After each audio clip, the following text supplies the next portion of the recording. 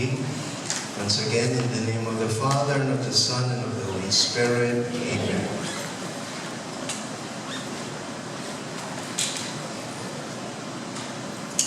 The Lord be with you. And with your spirit.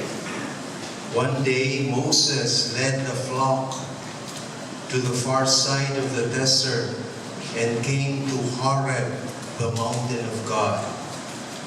The angel of the Lord appeared to him by means of a flame of fire in the middle of a bush. Moses saw that although the bush was on fire, it did not burn up. Moses thought, I will go and see this amazing sight. Why is the bush not burning up? The Lord saw that Moses was drawing near to look, and God called to him from the middle of the bush. Moses, Moses, he replied, Here I am. The Lord said to him, Do not come nearer. Take off your sandals, because the place where you are standing is holy ground. The Lord continued, I am the God of your fathers, the God of Abraham, the God of Isaac, the God of Jacob. Moses hid his face, lest his eyes look on God. Yahweh said, I have seen the humiliation and suffering of my people in Egypt, and I hear their cry when they are cruelly treated by their taskmasters. I know their suffering. I have come down to free them from the power of the Egyptians and to bring them up from that land to a beautiful, spacious land, a land flowing with milk and honey. Go now, I am sending you to Pharaoh to bring my people, the sons of Israel, out of Egypt. Moses said to God, But who am I that I should go to Pharaoh and bring the people of Israel out of Egypt? God replied, I will be with you, and this will be the sign that I have sent you. When you have brought the people out of Egypt, you will worship God on this mountain. Moses said, If I go to the Israelites and say to them, The God of your fathers has sent me to you, they will ask me, What is his name? What shall I tell them? Then God said to Moses, I am who am. This is what you will say to the sons of Israel. I am sent me to you. Lord, we thank you for another beautiful day. We ask you to bless us. Send forth your Spirit, illumine our minds, and move our hearts. Glory be to the Father, to the Son, and the Holy Spirit. Mary, our Mother, pray for us. Father, Son, and Holy Spirit. So good morning. So we continue our sessions. Today's theme, because we have taken models of holiness in the light of our vocation, I would like to take another theme very much connected with vocation, and that theme is consecration.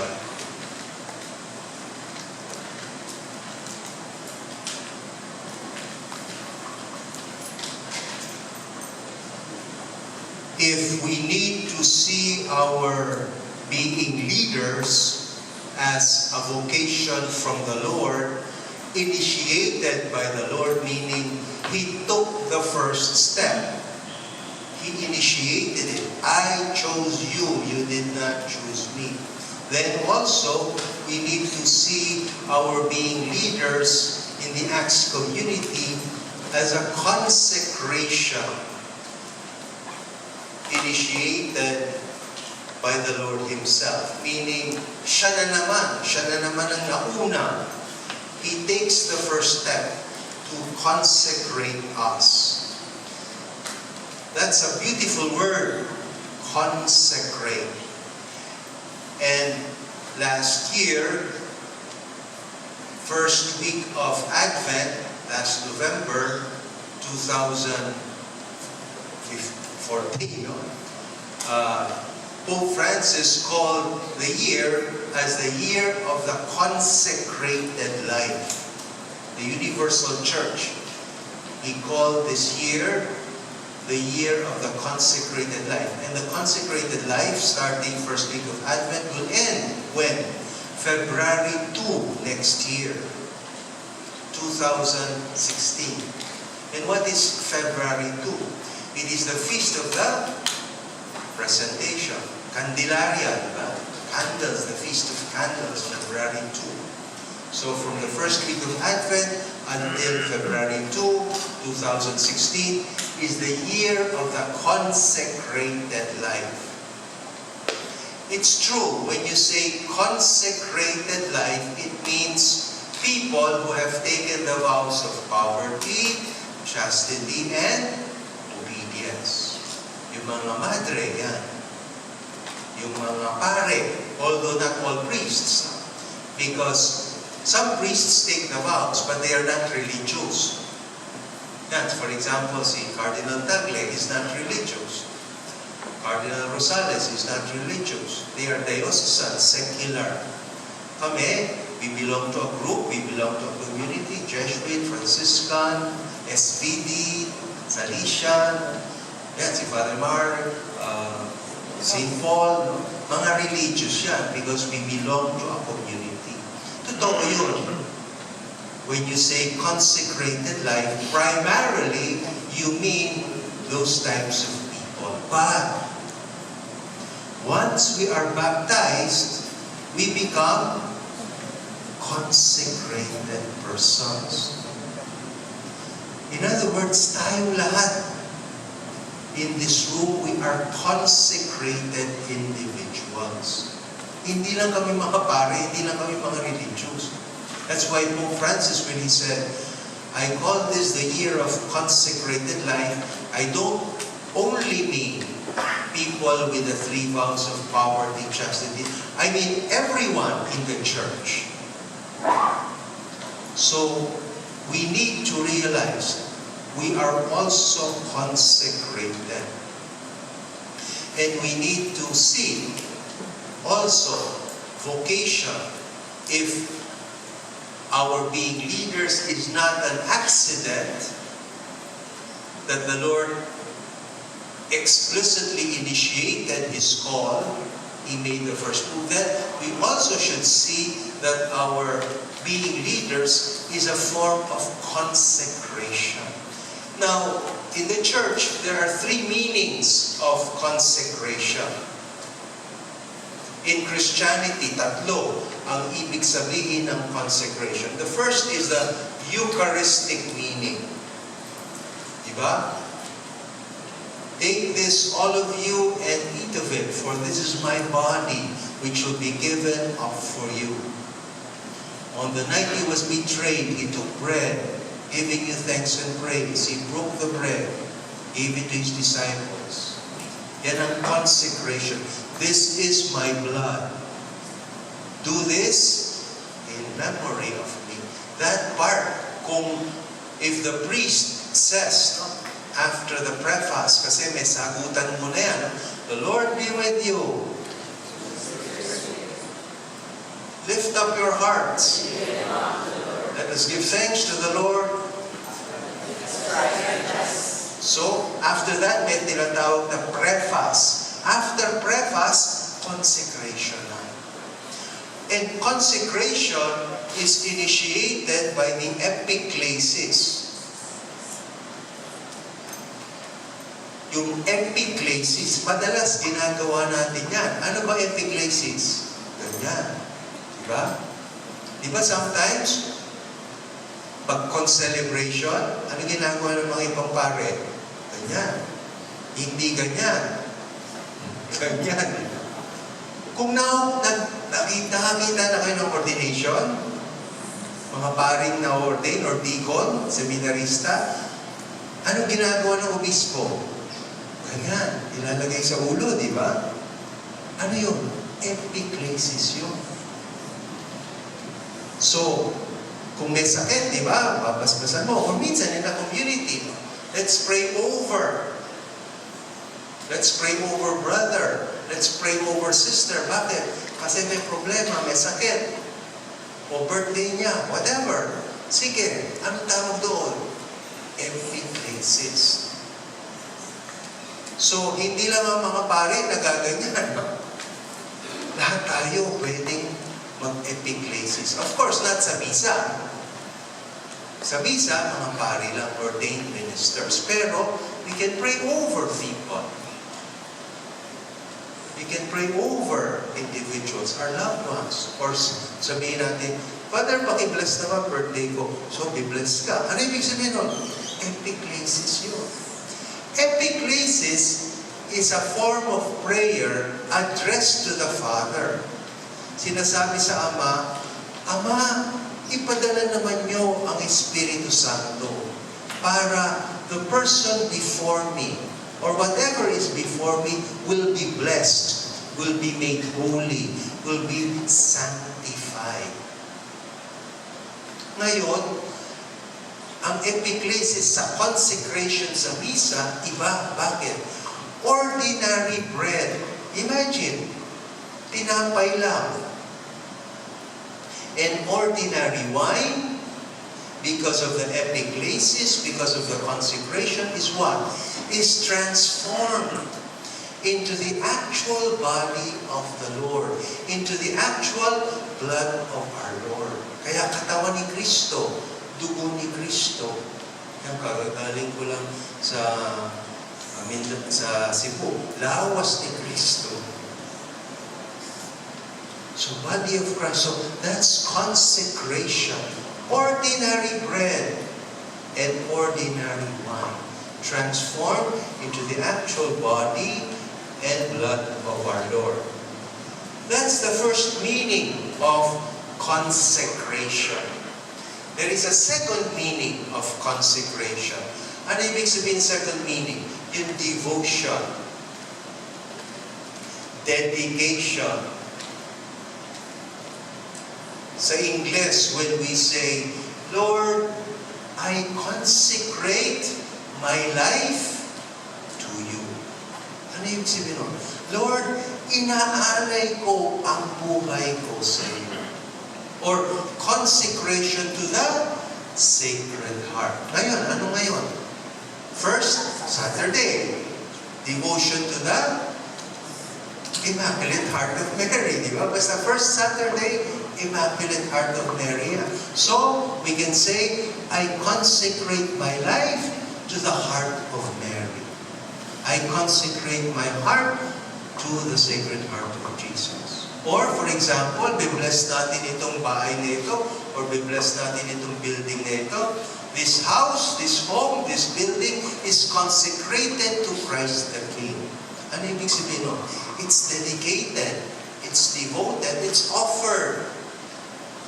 Yan ang pangalawang kahulugan ng consecration. Or so, for example, in ordinary English nga, I consecrate my life to the formation of the youth. Inaalay ko ang buhay ko para sa mga kabataan, sa kanilang paghubog. So that's the meaning of consecration. The third one is the setting apart.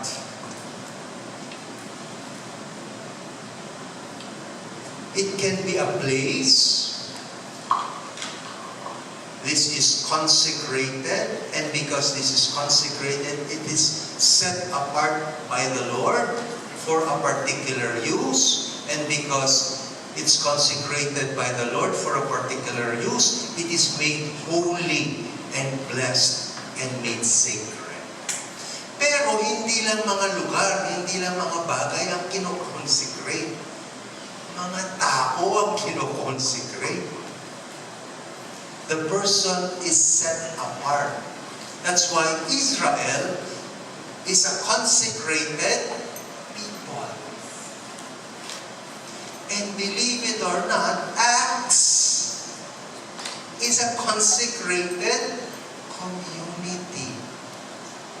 And believe it or not, kayo, you are a consecrated, each one of us here, each one of you here, You are a consecrated person. Set apart. Itinabi. Bakit itinabi? Hindi yung itsakwera. Itinabi because the Lord wants to utilize you for a special mission, for a special project, for a special design. Kaya makikita natin sa Biblia, one after another, we see people called. Kaya ang calling is nothing else but consecration. Ang vocation is almost synonymous to consecration. So Moses was consecrated because he was set apart. Abraham was set apart. The prophets were set apart. John the Baptizer was consecrated and called and set apart. Kahapon we saw Peter and company, the disciples, Thomas, the 70 sons, and so on, were set apart. And once you are set apart, you now belong to the Lord. This sense of belongingness. And not only a sense of belongingness, but for mission.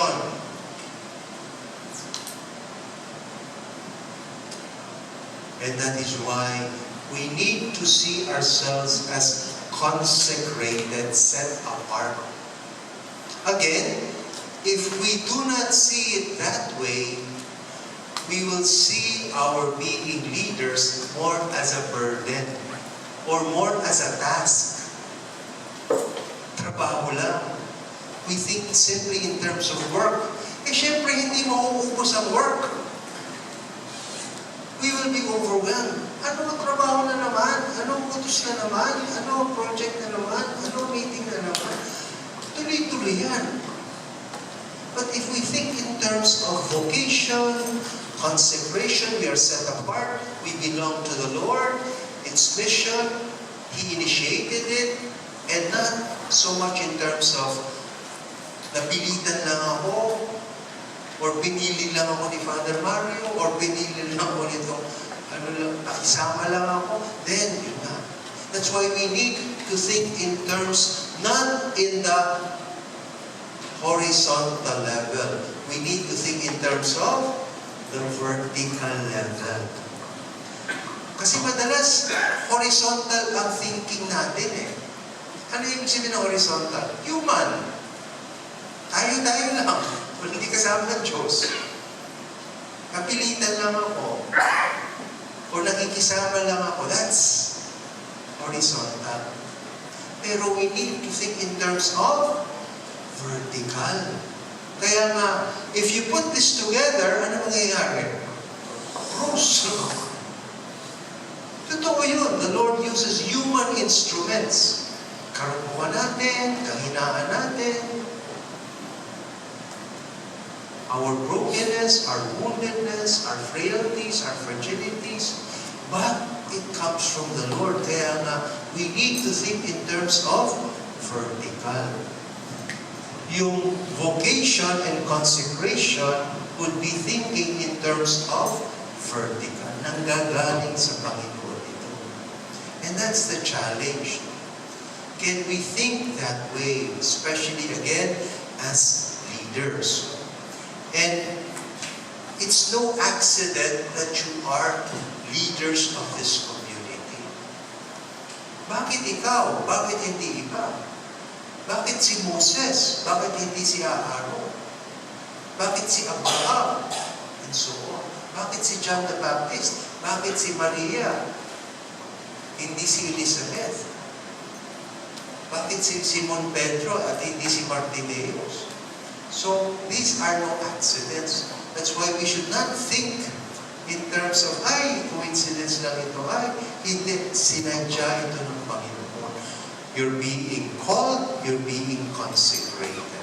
And that's why it's most important that we see that. Here in the Bible, we take Solomon. But we also take Moses. So yesterday we already saw Solomon. Solomon, the son of David. So, hari siya. Ano yung sabihin ng hari? Leader ka. Leader ka of a people, of a nation. And he saw his limitations. Sabi niya, I am just a young person. I am a mere youth. Batang-bata ako. May gatas pa ang labi ko. I don't know much about leadership. I'm very young. Wala akong alam. Nangangapa pa ako. And this is a vast nation. I'm the leader. So, I need your help, Yahweh. And Yahweh said, ask something of me and I will give it to you. And what does Solomon say? Ask, give me a wise understanding and discerning heart. Kaya yan ang kwento ni Solomon.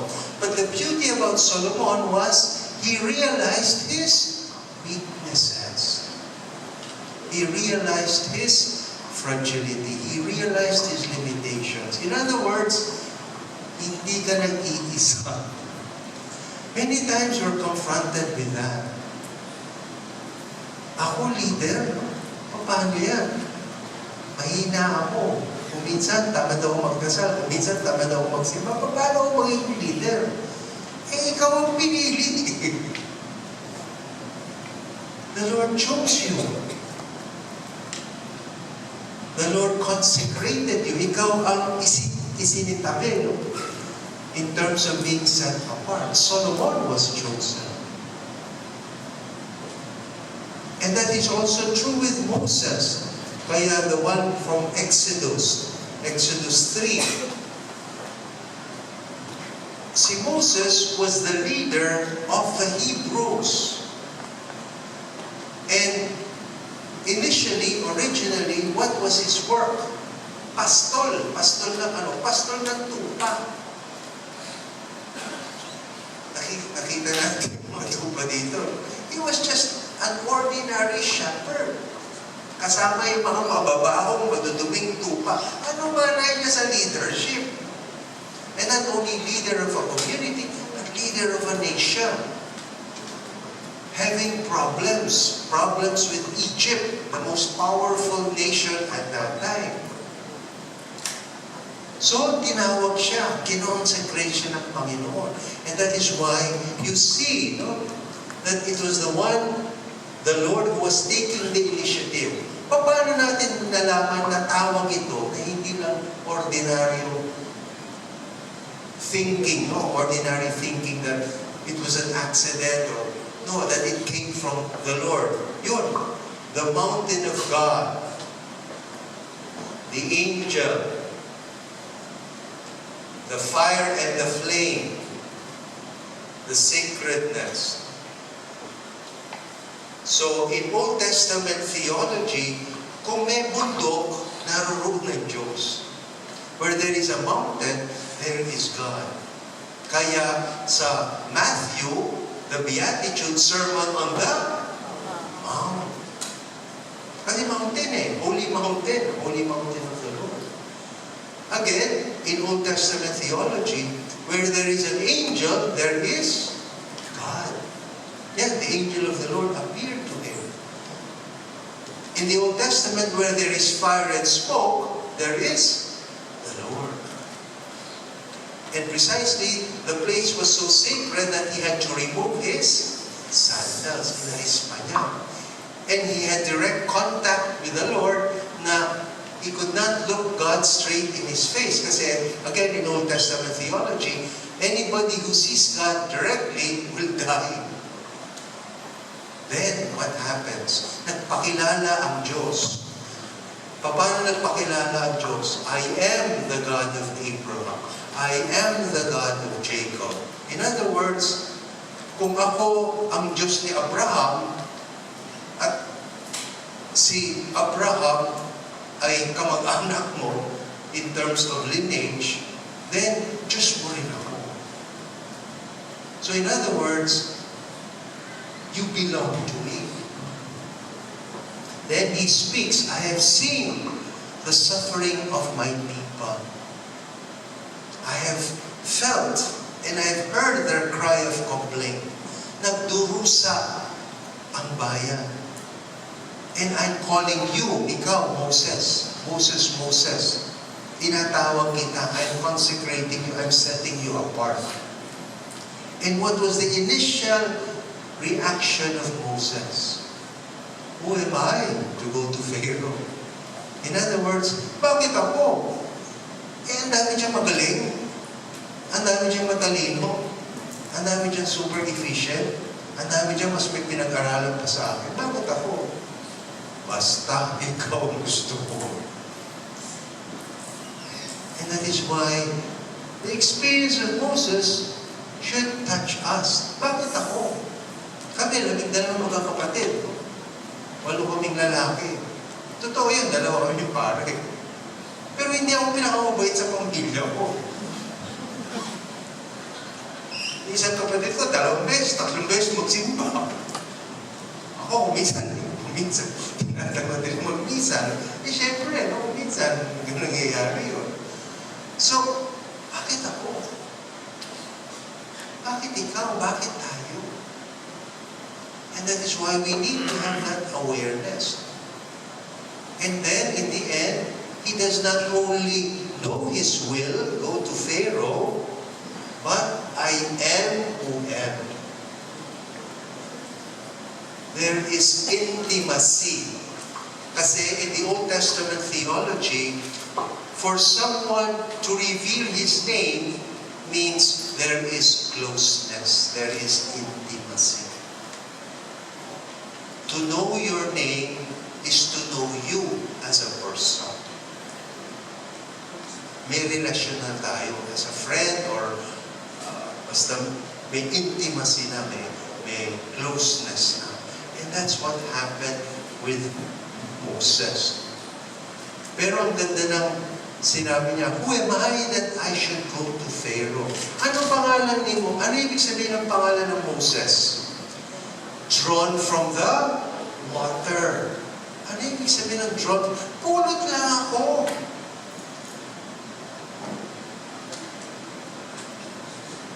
I don't belong to this grand family or pulot lang ako.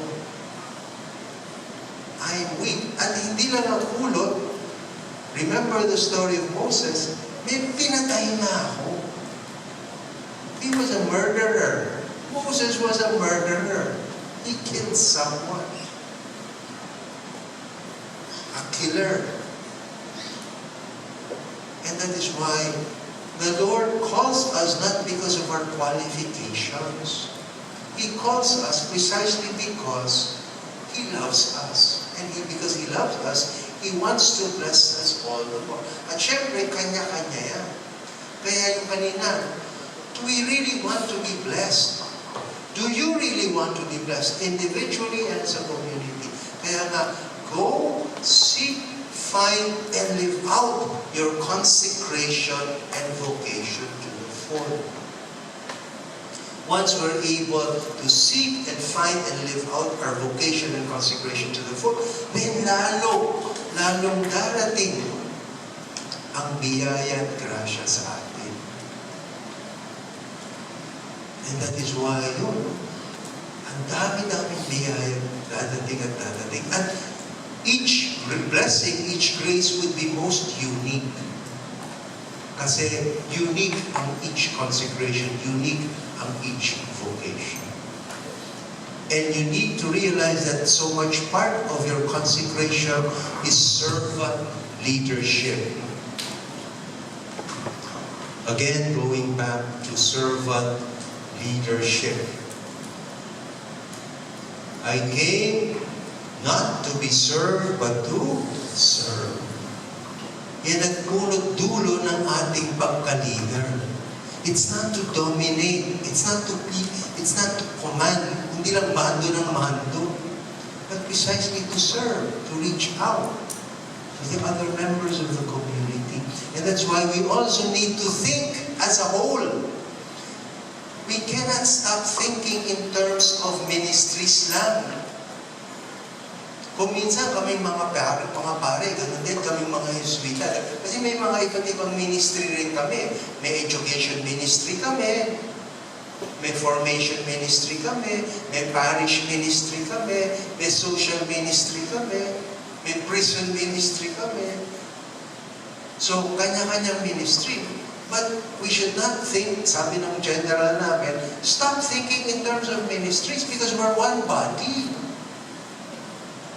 Kung ano nangyayari sa Ateneo de Manila, Ateneo de Davao, Ateneo de San Juan ka, kasama tayo doon, maski sino ka. Even if you are not directly connected with the universities, I'm not directly connected with the universities. Pero yung inalagaan ko dito, last 1999, presidente na ng Ateneo de Zamboanga. So that's my contact. Tapos madaming inalagaan ko dito, parish priests na. Estudyante ko, obispo na ng Bukidnon. Yan, si Father Manoling Francisco, estudyante ko yan. Yan, bunga yan, fruits. But it will take a while. So, it's important that we see that in terms of servant leadership. And we have to have a good model of leadership. What is a good model? Leadership. Unang-una, clear identity. Our identity should be clear. Should be clear to us. Natatandaan ko dati, I was asked to give a seminar on leadership. Sabi ko, wala akong masyadong alam sa leadership. But the sisters were telling me, Father, magbigay tayo ng seminar on leadership. So I had to read. If we go to any decent bookstore, may section yan on leadership. Kung may religion, kung may management, kung may computer, may cooking, may languages, may section palagi kung malaki-laki yung bookstore. There's always a special section on leadership. So basa ako ng basa kasi I will be giving talks and inputs on leadership.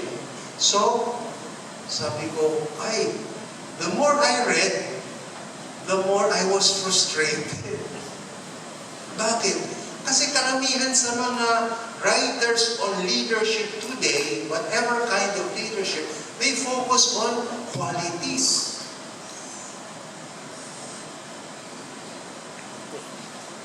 Ang daming hinihingi. A good leader should be like this. A good leader should be like that. A good leader should be intelligent. A good leader should be efficient. A good leader should be an expert. So, magbabasa ka ng isang libro, may kanya-kanyang listahan yan. Each writer would have his or her own list. Ang hirap yan, pahaba ng pahaba. And the more you read, mukhang hindi talaga ako pwede maging leader. Kasi you don't see yourself in many of these qualities.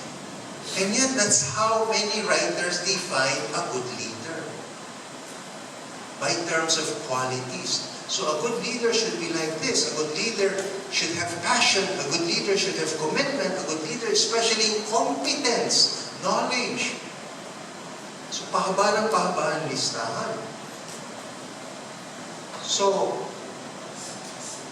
it was only when I read the author, si Rudy Giuliani. Si Rudy Giuliani was the former mayor of New York. And I had a somewhat different perspective on the meaning of leadership. Kasi Giuliani stressed on something different as regards leadership. He did not stress so much on qualities. Not so much on qualities, although of course you have to mention qualities. Pero hindi yun ang binigyan diin niya. He stressed not even so much on skills and competence. Of all things as regards leadership, Giuliani stressed on this unique point. And what is this unique point? Identity. Ano ibig sabihin ng identity? Sabi niya, the very, very first principle of leadership, which includes servant leadership, is understanding who we are, who I am, and what I am, what we are, what we stand for, and being willing to stand for something. Sabi niya, yun ang pinaka-importante in being a leader. Yung identity. Sino ka ba? Sino ako? Sino tayo? Once malinaw yan, then the qualities will follow. But what is crucial is identity. The problem today is there is a crisis of identity. Many people do not know who they are. They do not know who they are, and because they do not know who they are, they do not know what they want. They do not know what to stand for. They do not know what to do with their lives. Kasi kulang ng identity, yung core identity. And if we lack identity, if a person lacks identity, a clear identity, ang daling madala at ang daling magpadala. We will be swayed, given so many forces in our world today. That's why we should have a clear identity. I can think of this case, no? I do not know if you remember si Second Lieutenant Rolly Joaquin. Sino si Second Lieutenant Rolly Joaquin? He was the valedictorian of PMA 2004. Dahil super talino, dahil magaling, valedictorian, PMA, he was sent as a scholar to America for some military courses and further training. All expenses paid. Scholar, a full scholar. At one point, he was caught shoplifting at a U.S. Army commissary. Anong ginawa niya? Kasi meron siyang CD na nagustuhan. Tapos meron pa siya nakita isang CD. Pero discounted yung CD hindi niya gusto. Yung gusto niya, hindi discounted. So ano nangyari? Inaalis niya yung price tag. Ililipat. Nahuli siya ng camera. Tapos, sinasabi nga, it's discounted. No, it's not discounted. So he was caught shoplifting. And how much was the price? 50 cents. At that time, 50 pesos pa. Ngayon, 44. He exchanged his entire future in military career for 50 cents. Isipin niyo yun. And that is why, after being caught shoplifting, the U.S. government, the one that gave him the scholarship, decided to take it back from him and decided to send him home. Kung magnanakaw ka lang, kung mandadaya ka, uwi ka na lang. Why? Why would a bright young man like Joaquin, who was top in his class and who had a whole future ahead of him, why did he do what he did? The answer, I believe, is a crisis of identity. Kaya importante, sino ka? Sino tayo? Kaya importante niya. Yan, si Pacquiao. Tayo mga Pilipino, rally tayo, hindi tayo kakampi kay Mayweather. May a sense of identity. Is that clear? Na bahagi tayo ng acts as part of our identity. Na Katoliko ka, na Kristiyano ka, that you belong to the Lord. All these are aspects of our identity. Kasi kung hindi malinaw ang identity natin, kakainin tayo ng mundo. And that's why it's important that we first, even before we become leaders, in terms of training, in terms of formation, that our identity be clear. And that is why what defines us sa Caltex Philippines, di ba? What drives you? Yun, that's all part of identity. And that's why identity is crucial, no? in leadership. And it would be good to have that aspect as we go through our formation. The second is discernment. We've been talking about discernment. That's why we go to Solomon. Yan ang hiningi niya as a leader. Sabi niya, batang-bata ako. I don't know much about being a king, being a leader to lead the people. So Yahweh asked him, so what do you want? Ask something of me. Okay, I ask for a wise discerning heart. We need to discern. And sa totoo lang, there are 4 types of discernment. What are these 4 types of discernment? Discernment of presence, discernment of interiority, discernment of meaning, and discernment of God's will. So, 4 kinds of discernment. And we need this as good leaders. Marunong mangilatis, marunong magbasa in terms of presence, interiority, in terms of meaning, and in terms of God's will. Yun, discernment of presence. Where is the Lord most alive now at this point in your life? Kanina yung nagdadasal tayo. That was one of the questions raised. The Lord is present in our family, no? In our work. He's here. We don't have to stay here. We don't have to stay in a retreat house. Saan siya buhay na buhay? Do you see, do you feel, do you sense the presence of the Lord in Acts? Where do you see Him? Where do you feel Him? Ako bilang pare, buhay na buhay ang Diyos sa akin kung nagbibigay ako ng retreat at kung nakikinig ako ng kumpisal.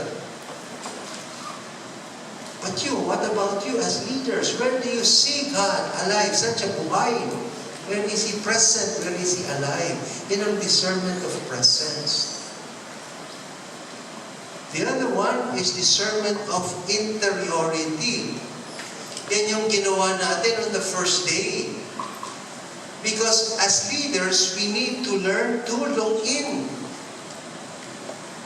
To draw our hearts every day. Siguro bago tayo matulog, we can draw our heart and write.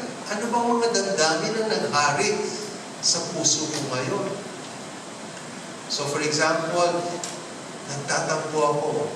Next week, nagtatampo pa rin. Third week, nagtatampo pa rin. At least, alam mo na nagtatampo ka. So, what we did, yung exercise of the heart, is discernment of interiority. And as leaders, we need that. Why? Because it's a door into our souls and hearts. Mas nakikilala natin ang sarili natin. Natatandaan ko, there was one sister, no? There was one sister, magre-retreat na kami. So, 1-on-1, 8-day retreat. So, tinanong ko, first meeting pa lang namin, Sister, magre-retreat tayo, magre-retreat kayo in 8 days. Kamusta na kayo? Pagod ba kayo? Father, pagod ako kasi ang daming trabaho. Physical tiredness ba yan? Or emotional tiredness? Sabi niya, Father, mukhang pareho, physical tiredness and emotional tiredness. So, matindi ba ang pagod mo? Tapos sabi niya, Father, ang pakiramdam ko ganito. Para ako isang maruming pasahan na butas-butas na nilublob sa maruming tubig at piniga at tinapon sa isang sulok. Sabi niya ngayon, Sister, sabi ko, Sister, pagod nga kayo. That is discernment of interiority. That's discernment of interiority. That's so much part of a discerning heart. Alam natin kung galit tayo, kung nagtatampo tayo. Kasi yung minsan decision tayo ng decision, and those are defined or dictated by our emotions. Kasi hindi natin nahuhuli ang sarili natin. That's why discernment of interiority. And as leaders, I think we need to do that. So for example, tinatamad ka, no? Ay, huwag na lang. So nag-decision na tayo. Ay, hindi na lang ako pupunta, tinatamad ako. But if we do interiority, discernment of interiority, teka muna, tinatamad ako. Papabayaan ko ba yan, katamaran na yan, to dominate my heart? Lalabanan ko ba yan? O ano? Hindi, lalabanan ko. Sige, pupunta ako, maski tinatamad ako. Ayun, nakadesisyon ka na. That's why interiority, discernment of interiority is crucial. The third one is discernment of meaning. You look out. Yan. Kasi we need to read situations. We need to read circumstances. So it's like our Lord. Our Lord was going from one village to another. Sa Matthew 9. Sa Matthew 9, He would heal, He would teach, He would reach out to people. Then at the end of Matthew 9, there is a crowd. There's a whole crowd. Tapos sabi niya, this crowd, they are like sheep without a shepherd. Yun, that's the discernment of meaning. Nabasa niya, binasa niya yung sitwasyon. They are like sheep without a shepherd. Kaawa-awa naman, nalilito, naliligaw, kanya-kanya, walang gumagabay. That was his reading of the situation. Then, that's why, Matthew 10, ano nangyari sa Matthew 10? He calls the apostles. His choice, his decision to call the disciples was initiated by the reading of his situation. Natatanda ko, I think I shared this to some of you already, si Jeannie Goldborn. Kung natatanda niyo si Jeannie Goldborn. Si Jeannie Goldborn had a daughter, 2 daughters, but si Natasha. Na-depressed si Natasha. Tapos nun, nag-overdose. Kasi she had to go to a psychiatrist. The psychiatrist told her, okay, may antidepressant pills ako. Can you take one at a time? Ininom yung buong bote. Patay. Isipin mo, anak mo hindi lang namatay, na pakamatay. Aray. So, what happened to Jeannie Goldborn? She went into deep depression. And as she went into deep depression for 5 years, siya mismo depressed. Tapos nun, isang araw, nasa Puerto Galliere siya, in the middle of the sea, tinakausap niya yung Diyos niya. Sabi niya, Lord, kamusta na ba si Natasha? 5 taon na. 5 taon na ako nagdudusa at nag-aalala. Please naman, tell me, please give me a sign that she is okay. After a few moments, sabi nila, and there are witnesses, 100 to 150 dolphins came up, jumping up and down from the sea for 2 minutes. Tapos after nun, tahimik. Sabi niya, wow! Milagro. So sabi niya, Lord, thank you for the sign. Thank you for the sign that she's okay. Tiwala na ako that what happened now, what unfolded now, you're telling me that Natasha is okay. Pero she did not stop there. Ano basa niya? What was her discernment of meaning? Sabi niya, oo nga, ang daming nadidepress. Ang anak kong si Natasha na-depress, ako na-depress. Ang dami palang nadidepress. Yun ang reading niya sa sitwasyon. That it was her discernment of meaning. Basa niya. Ano basa mo sa sitwasyon? Di ba kung minsan? So, sabi niya, alam ko na. So that led to discernment of God's will. I will start a foundation for people depressed. And not only for people who fall into depression, but who are suicide prone. Kaya ngayon, meron siyang foundation to help depressed people, especially with suicidal tendencies. Maski sino ka man, basta pag nadidepress ka, the foundation is interested in you. Kaya pumupunta siya sa different parishes, pumupunta siya sa different hospitals, getting in touch with people and trying to tell the administrators of these parishes and these hospitals na if there are depressed people, mag-link naman tayo. Sabi nga ni Jeannie Goldborn, we don't understand the meaning of depression. Akala natin madalas weakness of character. Pero hindi lang yun. We don't even have a word for depression. What is the word, Tagalog word for depression? Wala. Bakit? Kasi hindi natin naiintindihan. Madalas, bakit tahimik yung anak mo? May toyo lang ngayon yan. Bakit hindi nagsasalita ang asawa mo? Nagtatampo lang yan. Tampo, toyo. O natanggalan na ng tornilyo na. Hindi, depressed yan. Ang depressed, parang hika. Hindi mo sinasabi sa sarili mo, hindi ako hihikain kayo. Hihikain ako. Hindi ako hihikain. Ang hirap, no? Kung minsan may preventive medicines ka, pero kung may pollen, or may kinain ka, or may alikabok, talagang hihikain ka. So it's not beyond your... Pero my point is, yun ang binasa niya. Ang daming nadidepress. You can be a victim. Mayaman ka, mahirap ka, matalino ka, wala kang alam, bata ka, matanda ka. You are a potential person for depression. Yun ang basa niya. Kaya discerning siya. Ano basa niyo sa Acts? Ano basa natin sa mga miyembro? How do we read this community? That's why yesterday, yung assessment, yun, reading na yun. We need to assess, malakas ba tayo sa creed? Malakas ba tayo sa code? Malakas ba tayo sa cult? Ano gusto nating palakasin?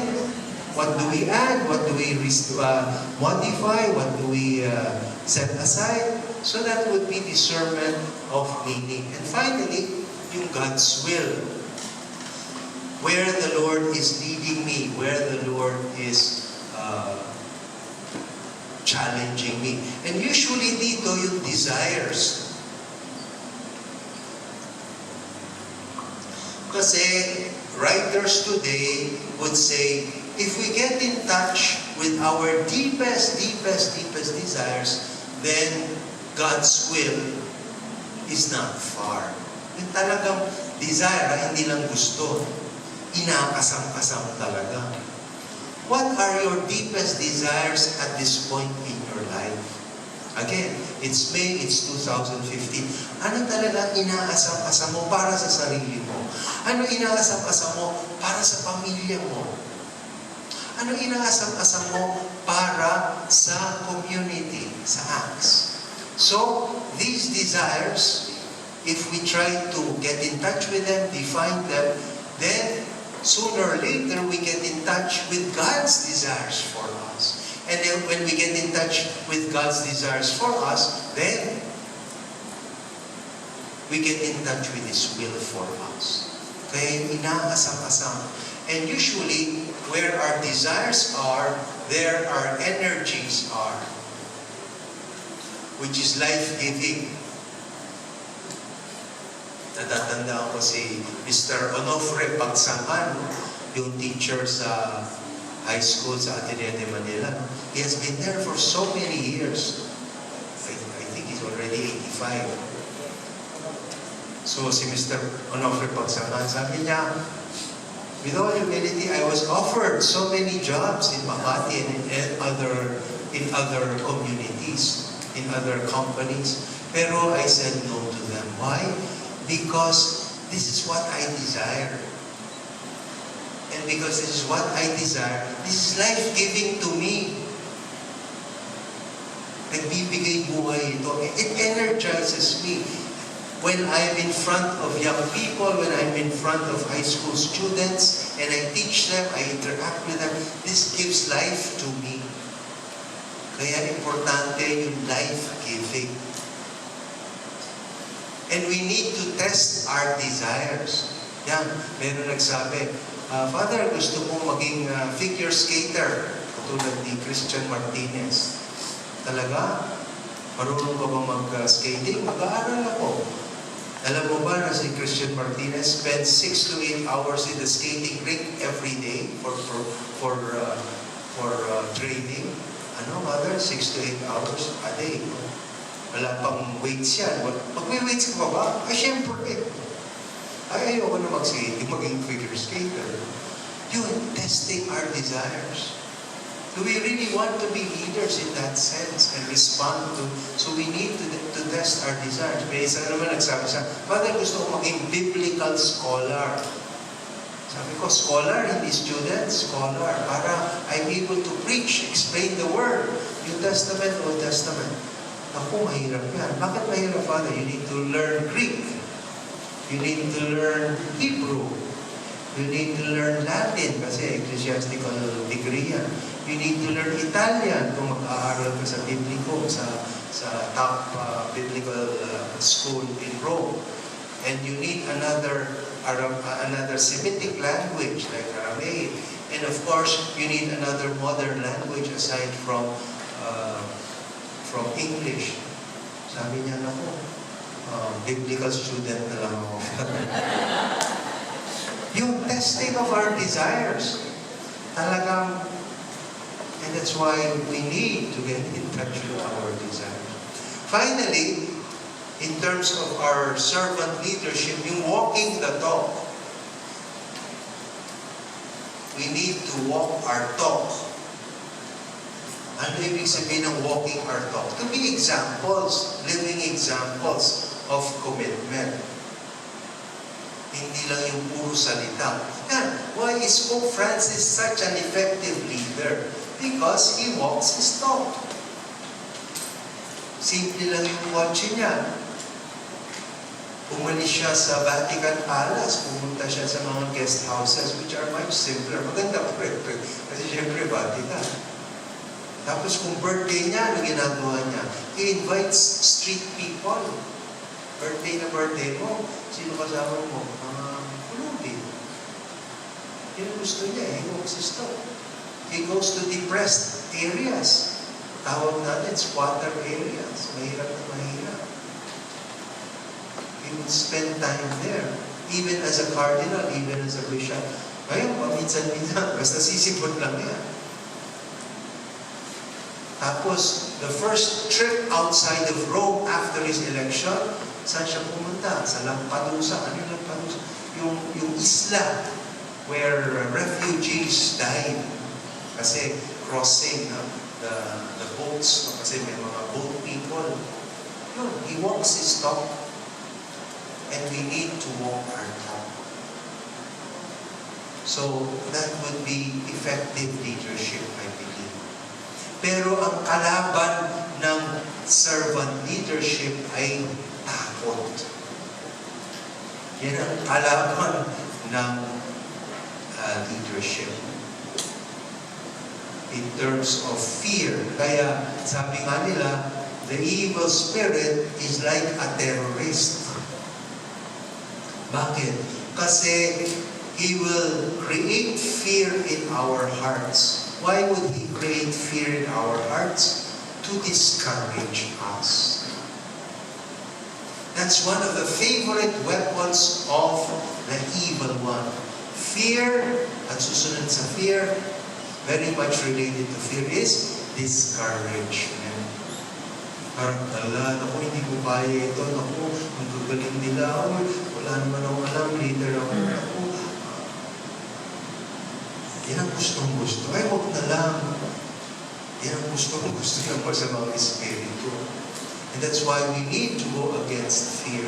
And we should not think in terms of accomplishments. Yan nga kahapon, we were always thinking in terms of accomplishments, kung careerism, in terms of success and failure.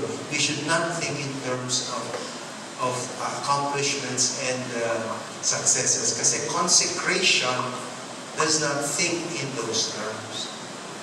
The Lord calls us not to be successful. The Lord calls us to be faithful. If He desires our success, He will give it to us. Far greater than success, His greatest desire really is our faithfulness. Sige lang, tahimik lang, bigay lang. Ibigay kung anong maibibigay. Then you become a true leader. Hindi yung, ay, failure na naman. So what kung failure? So what kung palpa? Sige lang, tuloy lang. And And that's why we should never be discouraged. Sabi nga ni Santa Teresa, no? Saint Teresa of the Child Jesus, discouragement is a form of pride. Yabang. Kasi we have learned to depend more on ourselves instead of depending on the Lord. Eh, yun nga, kanina, nagdadasal tayo. Lord, this is your community. This is not our community. This is our people. Sorry, your people, not our people. This is your mission, not our mission. And that's why, iba talaga, consecration. And we need to help one another. Sa totoo lang, ang dami yung resources. Hindi lang pera, hindi lang lugar. Ang dami yung human resources, yung community yun. At bakit tayo matatakot? We can depend and draw strength from one another. And that is why, once we see that, yes, we will commit. I will commit. Sige lang.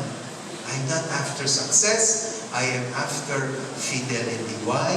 Because consecration means I belong to the Lord. Sige, we pray. We go through this prayer now.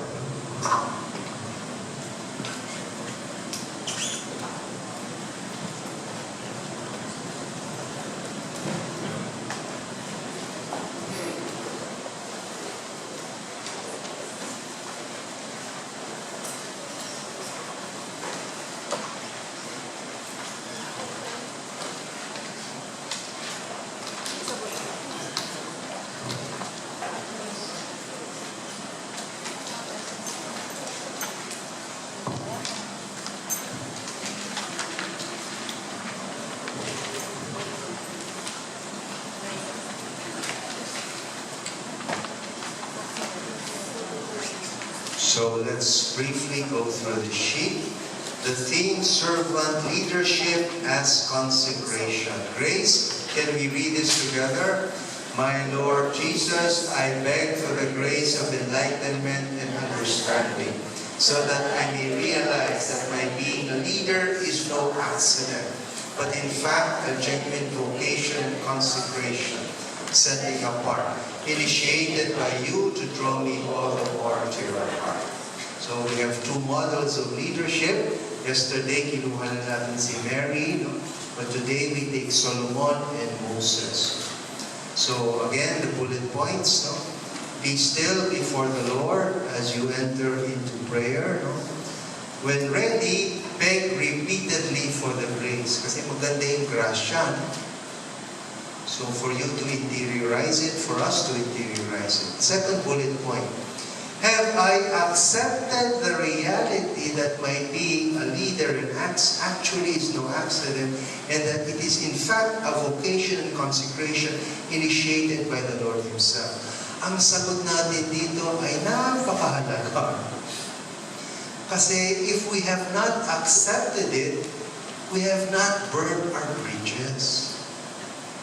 May expression sa English, burning our bridges. Ano ibig sabihin nun? Tama na ang limon. Limon tayo ng limon eh. Let's look forward. Is it yes or is it no? If is it yes, then let's burn our bridges. Let's not turn back. If it's no, then maybe it's time to go. Pero we have to make that commitment. So, have I accepted that reality? So right now, what exactly is preventing me from fully embracing the truth of my vocation and consecration from the Lord in Acts? So that yes, that unrelenting yes, which we called yesterday, is very crucial. And all the more, it will clarify our identity. Kaya important. So take time to clarify in prayer. The third bullet point. We said that as a good leader, we must learn the art of discernment. And 4 times nga, presence, interiority, meaning, and God's will. Taking the first one, discernment of presence. In what areas of your life now do you feel the Lord most present and alive? Sa pamilya ba? Sa mga relationships ba? Sa kaibigan? Sa trabaho ba? Personal prayer ba? Sa acts ba? And where else? So do you see and feel the Lord truly present and alive in Acts? And one of the questions we need to ask ourselves is, why do we stay? Why do we persevere with this community? Andal katakot-takot na ibang community meron dyan. Why do we stay? There must be something life-giving in this community for us to stay. And what is that? We need to define that. How exactly is the Lord truly present and alive in Acts? Then, fifth bullet point, in the story of Solomon, we read the Lord appearing to him in a dream and telling him, ask something of me and I will give it to you. And of course, Solomon asks for a wise, understanding, discerning heart. What about us? What about you? Right now, as a leader, what would you personally ask from the Lord? Why this or these in particular? So, this can be our prayer period. So, from now till 10:30, perhaps, we can go to the chapel and pray. No? So, hopefully, by the time we reach the chapel, in 40 minutes pa, kasi this is our last prayer time. So, then, by 10:30, we can take the break. Then, we come back at 11 o'clock. So, sana we really pray over these points, and if we draw the data here, including the points of the prayer yesterday, then hopefully we can see all the more our commitment to being a leader in Acts. Glory be to the Father, to the Son, to the Holy Spirit. Mary, our Mother, pray for us. So let's now go to the main chapel and let's be back here by 11 o'clock. Thank you.